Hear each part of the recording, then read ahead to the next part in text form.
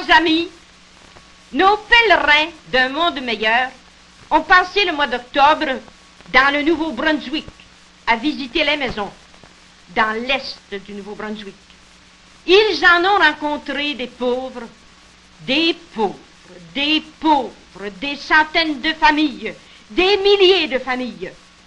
C'est une grande pitié de voir cela dans les comtés de Gloucester, dans les comtés de Kent, Northumberland, Restigouche, Westmoreland. Il y en a partout, mais surtout là. Par exemple, dans le comté de Gloucester, il n'y a plus aucun secours distribué aux familles, à part quelques exceptions. Voici une lettre que nous avons en main. Une lettre qui se lit comme suit. Elle est signée par l'officier du bureau de bien-être, Théophile Légère. Elle se lit comme suit. À une assemblée du comité du bien-être, tenue le 19 juillet dernier, il fut décidé, considérant l'état financier de la municipalité de Gloucester, de pratiquement suspendre tous les ordres d'assistance sociale pour une période indéfinie. Je regrette de ne pouvoir vous transmettre, madame, une réponse plus favorable. Bien à vous, assistance sociale T. Légère. Voilà, mes amis, on a décidé dans le comté de Gloucester de ne plus donner de secours aux familles. Donc, conclusion, crever de faim. Avec nos regrets, bien entendu, dit Théophile Légère. Je demande à M. Evin de nous donner ses réflexions sur cette grande misère du Nouveau-Brunswick. La loi dont il est question ici, la loi de l'assistance sociale, loi du bien-être au Nouveau-Brunswick, c'est une bonne loi. C'est le fédéral et le provincial qui contribuent également pour venir au secours des indigents. Mais cette loi-là a des défauts. Par exemple, la province met une certaine somme, le fédéral met exactement la même somme. Or, les sommes qui sont mises par la province sont évidemment prises dans le revenu des taxes sous le système d'aujourd'hui. Cela veut dire qu'une province plus pauvre, comme le Nouveau-Brunswick, qui reçoit moins de taxes, mettra moins pour les mêmes cas qu'une autre province. Une famille pourra avoir 100 piastres au Nouveau-Brunswick, la même famille, avec le même nombre d'enfants, 130 piastres dans la province de Québec, 150 piastres dans l'Ontario. Et le fédéral met la même somme. Ce qui veut dire que le fédéral contribue davantage pour les provinces riches que pour les provinces pauvres, quand ce devrait être le contraire. Il n'y a plus au Nouveau-Brunswick. Au Nouveau-Brunswick, il faut aussi que la municipalité fasse sa part.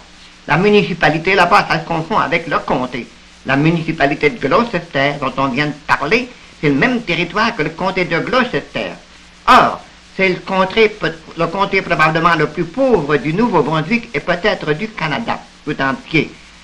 Le trésor de la municipalité est à sec, il n'y a plus rien dedans, parce qu'il n'y a plus rien, ils suspendent leur part de contribution à la caisse d'assurance pour les pauvres, comme on vient de le lire dans la lettre de Théophile Légère. Quand la municipalité ne met rien, la province ne met rien, et alors le fédéral ne met rien. C'est ça ce qu'ils sont absolument dépourvus. Ce qui veut dire, dans les places les plus pauvres, on ne donne plus rien, et dans les places moins pauvres, comme le comté de King, le comté de Queen, et d'autres au Nouveau-Brunswick, eh bien, la municipalité étant un peu moins pauvre, elle continuera son pourcentage, la province continuera le sien, et le fédéral aussi. Il y a quelque chose qui est contraire à l'humain dans cette loi-là qui devrait être rectifiée. Mais à part de cela, il y a aussi l'application de la loi. Et dans l'application de la loi, on constate qu'au Nouveau-Brunswick, comme dans certains comtés de la province de Québec que nos pèlerins ont vu, les gens de l'assistance sociale se considèrent comme des ennemis des pauvres. Quand le pauvre vient pour faire application, ils se mettent en garde pour essayer de voir qu'il n'y a pas le droit. Ils commencent souvent par lui dire des bêtises. Vous venez nous compter des menteries, dit l'un d'eux. L'autre dit vous devriez travailler, alors que ce sont des invalides déjà condamnés par le médecin. Et un tas de choses de même. On désespère les pauvres, ils se font rebuter, ils se font opprimer. Et dans le Nouveau-Brunswick, on remarque que les comtés les plus pauvres, ce sont ceux qui sont habités par les Acadiens. Et ça se comprend quand on connaît un petit peu l'histoire des Acadiens. Ces gens-là ont été chassés, ils sont revenus, ils ont été rechassés, ils sont revenus, ils ont été refoulés vers les comtés les plus pauvres du Nouveau-Brunswick. Alors ils sont toujours dans les places les plus pauvres, sans compter qu'ils ont des familles plus nombreuses que leurs concitoyens de langue anglaise. Alors, cela veut dire que c'est surtout les Acadiens qui sont les plus malmenés au Nouveau-Brunswick, alors que présentement, au Nouveau-Brunswick, On a un Premier ministre de nationalité acadienne, l'honorable Louis Robichaud. Il me semble que l'honorable Louis Robichaud devrait être moins impassible devant le sort de ce qui est fait aux Acadiens du Nouveau-Brunswick. Il nous dira, comme Théophile Légère peut-être, eh bien, on n'a plus rien dans le trésor, c'est une question d'argent. C'est certainement pas une question de produits, parce que même au Nouveau-Brunswick, il y a des produits encore dans les magasins, et les marchands ne refusent pas d'en livrer aux individus quand ils ont le pouvoir d'achat. C'est une question d'argent. Nous n'admettons pas qu'une question d'argent soit une entrave entre les produits et les biens qui ont besoin de ces produits-là, ni au Nouveau-Brunswick, ni ailleurs.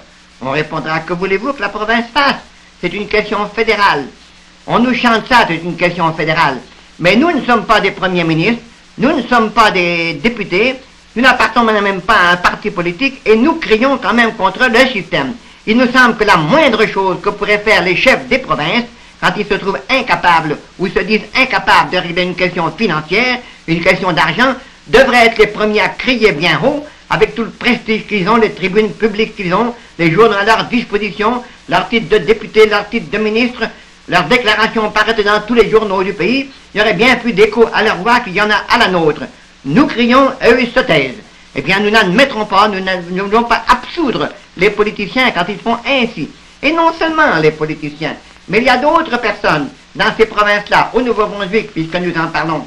Il y a des personnes qui disent les défenseurs des Acadiens, ils ont des journaux, ils ont un journal, ou bien ils ont du prestige dans leur place, et ils sont de race acadienne, de nationalité acadienne, ils se disent les protecteurs des Acadiens. Que font-ils? Parce qu'ils sont en place eux autres, parce qu'ils ont ce qu'il faut pour manger 3 fois par jour, parce qu'ils ont un bon logement et un bon lit, et ils ne disent rien.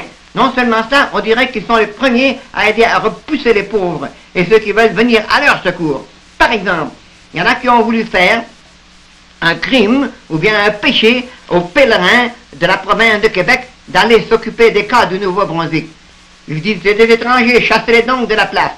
La charité a ses droits partout. Et les pèlerins de la province, les pèlerins du monde meilleur, qu'ils soient de la province de Québec, de l'Ontario, n'importe quelle autre province, ont le droit de pénétrer partout. Et ils pénétreront partout, surtout là où il y a de la misère et là où il y a des injustices à rectifier. Ils le feront, c'est leur devoir.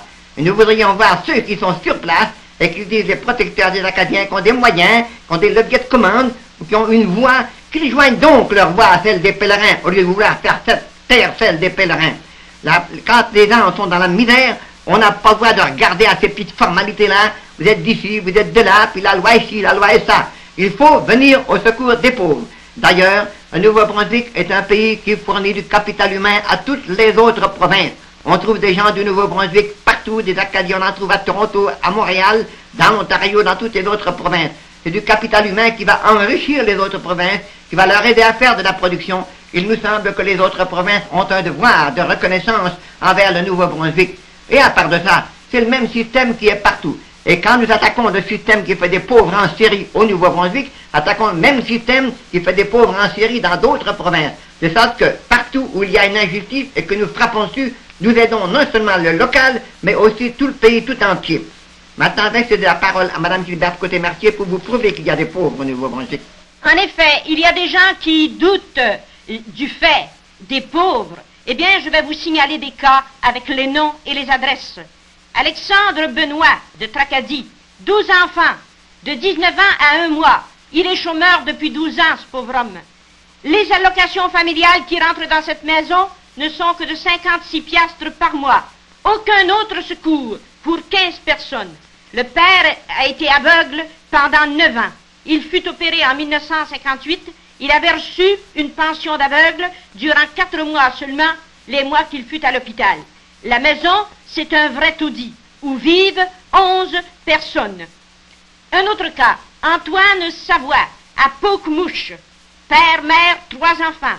Allocation par mois, 24 piastres, allocation familiale. Le père est malade, il a des clous dessous les bras, il a mal au rein. Le 6 octobre, dans la maison, on était au pain sec depuis 1 mois, plus quelques patates. Ils ne reçoivent pas de bien-être depuis l'hiver dernier. Théophile Légère, l'officier du bien-être de Bathurst, est allé les voir au printemps et il a dit au père, travaille. Mais on ne trouve pas d'ouvrage par là.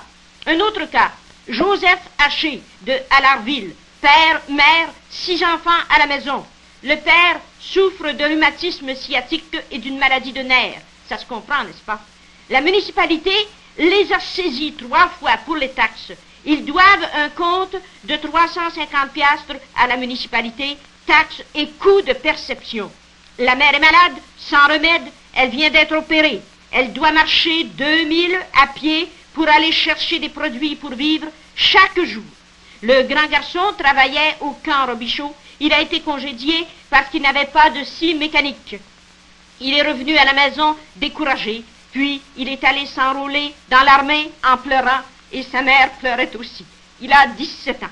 Et des cas, nous en avons, mes amis. Je n'ai pas le temps de tout vous dire, mais je vais vous dire qu'un homme s'est suicidé. Je ne vous donnerai pas son nom, c'est dans le comté de Gloucester. La mère est morte il y a 4 ans. Le père restait avec 7 enfants. La fille aînée a 13 ans. L'homme travaille, mais son revenu est insuffisant pour subvenir aux besoins de sa famille. Il se décide à aller demander de l'assistance sociale. On lui inflige un refus catégorique. À la suite du refus d'assistance sociale, en recevant sa lettre de refus vers le mois de mai dernier, le pauvre père, un bon matin, se lève à 5 heures comme d'habitude pour aller à son ouvrage, mais au lieu de partir, il décroche un fusil et se tire une balle dans la tête.